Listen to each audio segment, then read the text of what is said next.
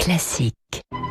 7h30, 9h, la matinale de Radio Classique avec Guillaume Durand.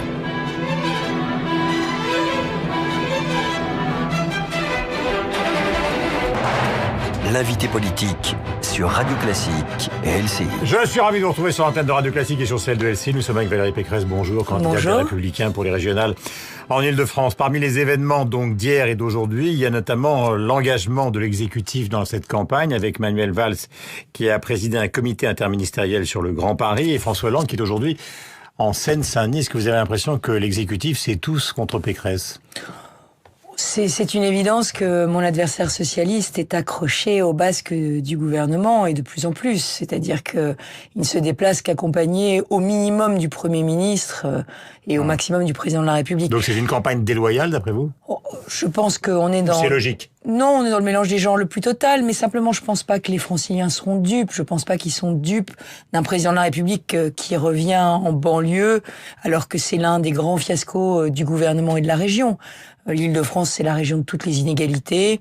On le voit en matière de sécurité, on le voit en matière d'éducation, en matière d'emploi, en matière d'urbanisme.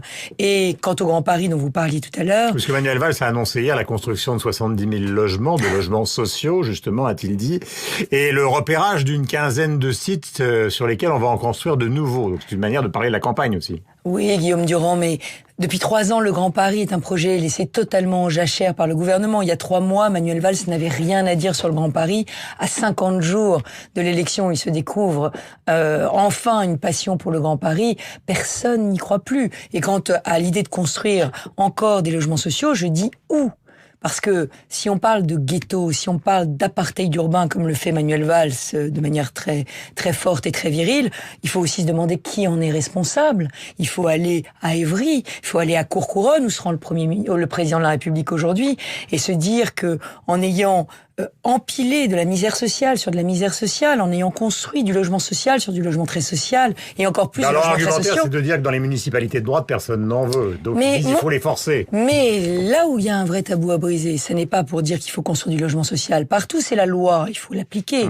Non, le vrai tabou, c'est de dire que la mixité sociale, ça marche dans les deux sens. Et que ces élus qui ont ghettoisé les quartiers en y concentrant la misère sociale pour des raisons essentiellement électorales, soyons clairs, ça a 60 ans, Mme Pécresse, c'était pas pour des raisons électorales. Mais Guillaume Durand, allez à Sartrouville, allez à Mantes-la-Jolie, allez en Chanteloup-les-Vignes, allez dans les villes populaires qui sont aujourd'hui dirigées par la droite depuis un certain nombre d'années, et vous y verrez des maires totalement engagés. Allez à Drancy, vous verrez des maires totalement engagés à détruire les ghettos et à reconstruire leur ville en y amenant de la mixité sociale. En Seine-Saint-Denis, aujourd'hui, on a des quartiers où les professeurs ne veulent plus enseigner. Comment voulez-vous que des enfants qui vont dans les écoles de ces quartiers puissent s'en sortir un jour ? Moi, je romprais le tabou de dire que la mixité sociale, c'est dans les deux sens. Si je suis présidente de région, je refuserai de financer du logement très social, là où il y en a déjà plus de 30, 40, 50%. On financera de l'accession sociale. Mais ce dans toutes les directions, toutes les mairies. On financera de l'accession sociale à la propriété et on financera du logement intermédiaire pour les classes moyennes. Et je vais revenir à ce que je disais tout à l'heure sur l'intention de la campagne, parce qu'il y a beaucoup de batailles entre vous et Barthelone. Est-ce que vous considérez, de votre point de vue, que la campagne est déloyale ? Je considère... J'ai vu par exemple que les Républicains portaient plainte contre une émission d'LCP où Claude Barthelone avait pu s'exprimer. Est-ce qu'il y a quelque chose de déloyal ? Il y a un mélange des genres permanent. Il y a un mélange des genres permanent quand effectivement... Mais ça, c'est la logique. Le président de la majorité défende son candidat. Pardon, excusez-moi, Guillaume Durand. Vous savez qu'il y a des règles établies par le CSA sur les temps de parole à la télévision. Quand on voit que la chaîne parlementaire qui échappe aux règles du CSA, puisque c'est une chaîne qui ne dépend pas de l'exécutif, fait une conférence de presse d'1 heure en direct qui commence par le président de l'Assemblée nationale vous parlera de l'Assemblée nationale et vous pourrez lui poser toutes les questions que vous voulez sur les régionales.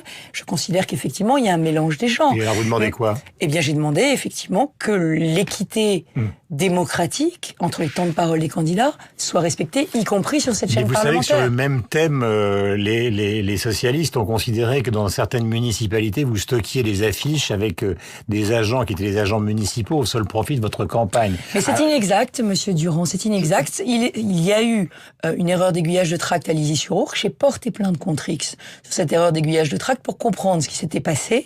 Et c'est une municipalité, de 3000 habitants en Seine-et-Marne. Je ne crois pas que ça se compare avec la puissance de feu de l'Assemblée nationale. Donc il n'y a pas eu manipulation des agents municipaux pour s'occuper des tracts. Mais il n'y a eu absolument rien de tout ça. Et la justice... logique, non ? D'abord, il n'y a rien eu de tout ça. Ensuite, je n'ai rien à voir dans cette affaire. Et troisièmement, la justice est saisie et elle fera toute la vérité. Et je ne crois qu'il faut savoir faire preuve de discernement. Si vous comparez la mairie de Lizy-sur-Ourcq à la puissance de l'hôtel de la Sey, avec tout ce que ça comporte comme moyen, je pense que vous faites une erreur, monsieur Durand. Est-ce que vous considérez, Valérie Pécresse, qu'il y a une sorte d'impact ou que votre campagne est impactée par des sondages qui donnent le Front National plutôt gagnant pour l'instant, hein. Ce ne sont que des enquêtes d'opinion dans le Nord et dans le Sud de la France. Mais aujourd'hui, je fais une campagne sur les propositions. Et je crois que le Front National ne prospère que sur... notre impuissance ou l'impuissance du politique. Quand je dis, par exemple, que je vais résoudre le problème de l'emploi en permettant aux jeunes d'avoir le code de la route gratuitement dans les lycées parce que je vendrais des plaques d'immatriculation personnalisées, parce qu'il y a des milliers d'emplois qui ne sont pas pourvus parce que les jeunes n'ont pas le permis de conduire, ne le passent plus et ne peuvent pas les occuper, je trouve une solution concrète.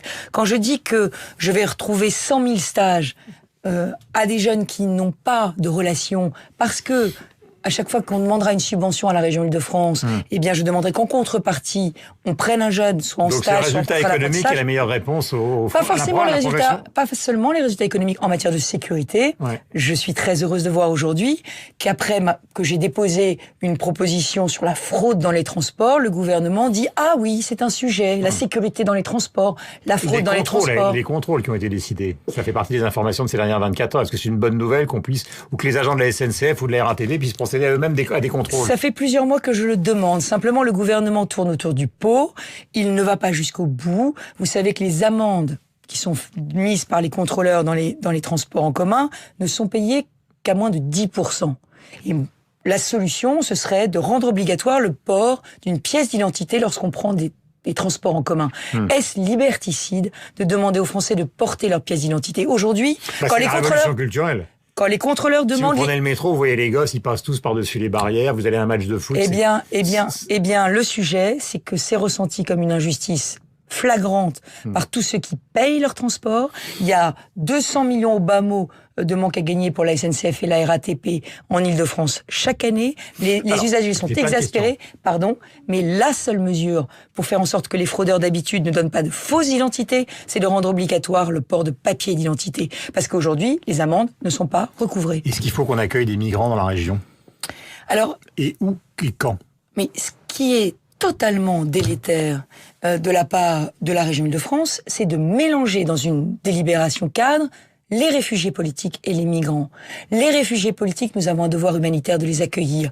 Les migrants économiques, nous ne pouvons pas les accueillir. Nous ne pouvons pas leur donner un travail. Nous ne pouvons pas les loger. Nous ne pouvons pas les attirer. La directive adoptée en Île-de-France à la région s'appelle réfugiés/migrants. Ça veut bien dire que nous allons accueillir les deux de la même façon, avec les mêmes droits. Eh bien, je le dis, mais ça n'est pas, quand même lié à la guerre, madame. Ça n'est pas possible. L'afflux de ces derniers jours est quand même lié à la guerre. Mais je ne parle pas de ces derniers jours, monsieur Durand. Je parle d'un mouvement. Je parle d'un mouvement profond de migrants économiques qui aujourd'hui embolise nos centres d'hébergement d'urgence. Vous savez combien il y a de déboutés du droit d'asile chaque année? 75%. Et 1% est renvoyé chez eux. 1% des déboutés du droit d'asile est renvoyé dans son pays d'origine. Donc ça veut dire quoi? Ça veut dire qu'ils restent en France. Il faut absolument qu'on soit très ferme sur les principes. Quand on est réfugié, on a le droit à l'asile. Quand on est un immigrant illégalement sur le territoire français, on doit être reconduit à la frontière. Vous avez bien vu qu'il y a une sorte d'impuissance générale. Parce que, prenons l'exemple de Calais, ça fait des années que ça dure, c'est pas simplement l'affaire de la gauche. Et alors, l'affaire de Calais, c'est, puisque vous parliez justement d'embolie, c'est quelque chose de très particulier en France. Mais est-ce qu'il n'y a pas quand même une impuissance générale à régler ce genre de problème? Monsieur Durand, on est 7 milliards aujourd'hui, on est plus de 3 milliards. Ne mélangeons pas tout. Calais, c'est un autre sujet. Je vais vous expliquer pourquoi. Prenons l'Île-de-France.